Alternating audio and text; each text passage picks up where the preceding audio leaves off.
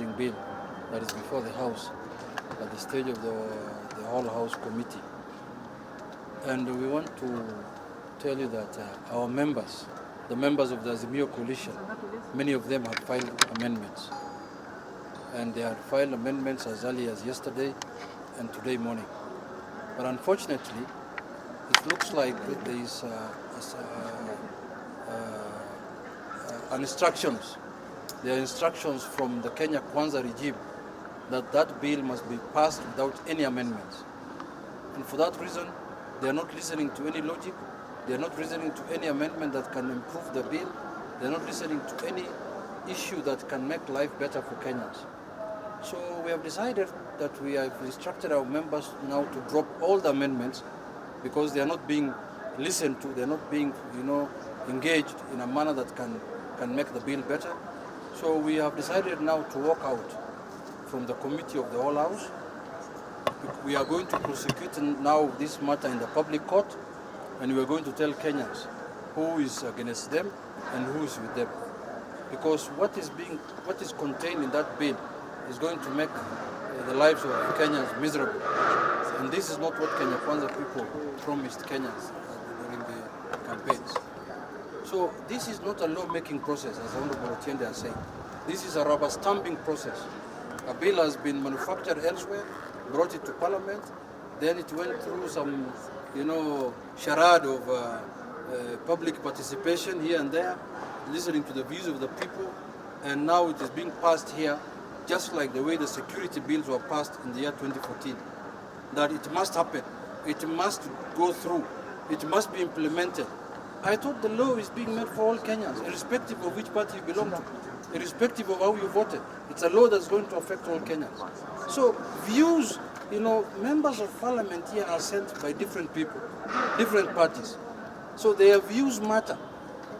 The people who are in AZIMIO's views matter on every bill, because the bill is not going to affect, when it is assented to and it becomes an act of parliament, it's not going to affect only the Kenya Kwanza people. It's also going to affect all other Kenyans, including the AZIMIO people. So for that reason, we think if Parliament continues doing business in this manner, then we are going to have a problem as a country. But it's a matter that we intend to address holistically in the near future. So with those few remarks, I want to tell you, in participating in a rubber stamping process, in a legitimate process. So I think I can allow other members to say something. This morning in my office as the whip, I had a meeting with our members who voted yesterday, who voted with the bill. And they told me a very, very disheartening story. They told me that they were coerced, they were intimidated, they were told that projects that are going on in their constituencies will be stopped by the executive. Some of them told me they were called by executive members, senior executive members like PSs and ministers from the counties they come from, and told them that if you don't vote in this manner, then there is no development you are going to get. Even the little food they are distributing, some of them is out of hunger. They were told even the rice and the beans that we are sending to your constituency will be stopped. How? How can we do that? Honestly, how can we do that? What kind of strong arm tactics is that? I'm really in deep shock today that in 2024, the government of the Republic of Kenya can use that kind of tactics to make members of parliament vote in certain way. Members of parliament must always vote with their conscience, especially the members of parliament in the AZIMIO side. They must be allowed to vote with their conscience, they must be allowed to vote in accordance with their party position, and they must be allowed to vote what their constituents want. But if you are going to threaten them, intimidate them, their people are taxpayers. Taking development to members of parliament, areas represented by AZIMIO, is not a favor, it's a right. Their constituents, their people also pay taxes, just like the constituents, members of Kenya Kwanza pay taxes. So today I was really shocked, because I wanted to de-whip some of them, but some of them came crying on their knees and told me, my friend, I had a project going on in my constituency, and I got a phone call the previous day, and I was told, if you don't vote in this manner, we are going to stop that project in your constituency. I told him, stand up, don't worry, go and serve your people, but next time, don't listen to that, because We are going to make it very clear to the Kenyans that it is your right to get development and it is your right to be served with your taxes. Let me explain our complaint, and then as the group has explained. Our first complaint is rushing the bill. You realize that this is only the third bill, the third day since the bill was introduced. It was introduced last week on Thursday, which is the last day of sitting. Yesterday was Tuesday, and today is Wednesday. The idea of having a bill that is as important as it is, fast-tracked within 3 days, is a matter of national concern. And for those of you who will watch, you will see that all of us members here who were present yesterday during the second reading were denied the opportunity. I was the only one allowed by the Speaker to speak because I had made a special intervention, so that the voices of all of us who are here, the voices of their constituents, has not been heard. The second problem with the bill is that it's coming at a time that there was a court case that had declared the previous provisions within the Public Finance Act unconstitutional. There are two bases for that. One is the need to examine whether national government can involve itself in executing housing projects. And yet, under the Constitution, it is clearly one for the counties. National government is only allowed to give the policy. The second bit about that is the discrimination aspect of it, that those who are employed are made to pay an amount in a very clear formula. Yet those who are unemployed, there is no similarity in terms of clarity. Those two issues have not been addressed. We had thought that they would be addressed first before you come to conceiving what the bill looks like. Thirdly, it's in terms of the bill itself.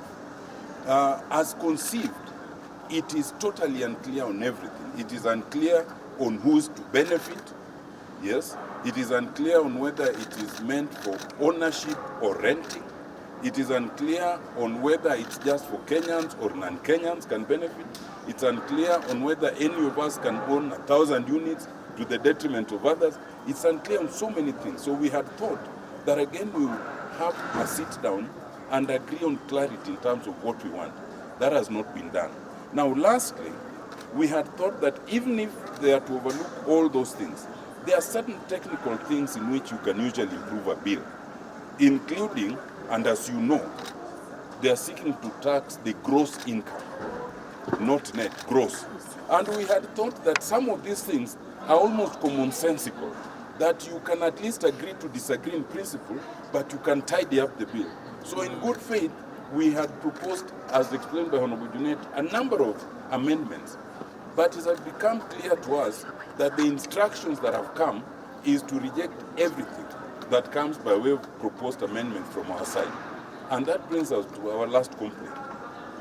To have an August House, a parliament that receives instructions from the executive, and once it receives those instructions, it cannot execute its mandate under the Constitution, is to have a failed parliament. And therefore, the process that is going on is purely robotic, it is meaningless, it is prejudged, it was agreed in Naivasha. And that's why we've seen no purpose in continuing to legitimize it. I did...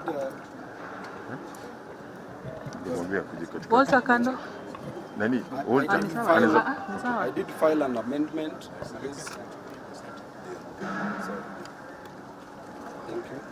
I did file an amendment to this housing levy bill that the Speaker has since denied its admissibility, and that is one of the reasons why we've decided to walk out. Number two, as we say, housing is not an issue of concern to Kenyans. Kenyans have serious things ranging from unemployment, high cost of living, to high cost of education that should be discussed on the floor of the parliament.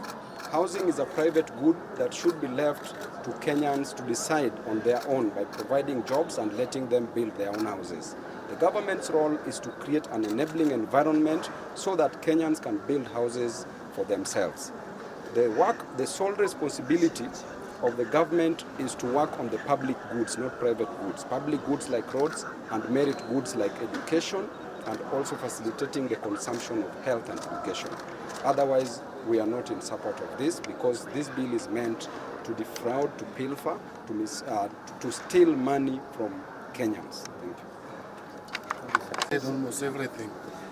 But let me just put it this way, that what Kenyans are witnessing and staring at is, what Kenyans are witnessing and staring at is dictatorship by William Ruto. I've said this before and I want to repeat it. This is the real Ruto. The Ruto we have seen for the past 12 or so months is a fake one. This is the Ruto, a dictator, one who does not care so long as his interest is served. This housing levy is serving no other person's interest but Ruto's interest. He is determined to push it, whether Kenyans like it or not, whether you are crying, he does not care. This bill is not good for Kenyans, and they know it. It's not that the executive does not know, but they still insist in pushing it, whether we make noise or not. Now, my final comment would be, I want to thank the leadership of AZIMIO.